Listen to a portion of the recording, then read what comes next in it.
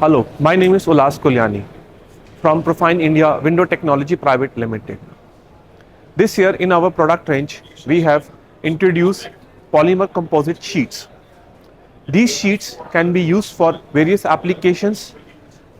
Here we have shown how the sheets can be used for the printing applications. So the surface gives a very smooth finish and it can be digitally printed. Besides, these sheets can be used to make furnitures, tables, conference tables, chairs and different applications. Here we have shown how we can create grills made out of the PVC sheets.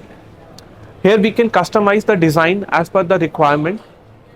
The thicknesses which we can use can be 10 mm, 12 mm, 15 mm, 18 mm or even 25 mm depending upon the size and depending upon the strength requirement.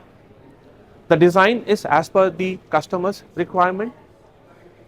The important point is the interior finish of the sheet.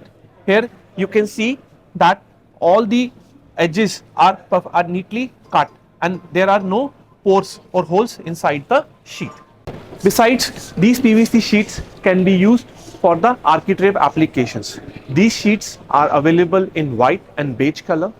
The sheets can also be laminated to the matching color of the UPVC frame so that it gives a compound finish, a combined finish.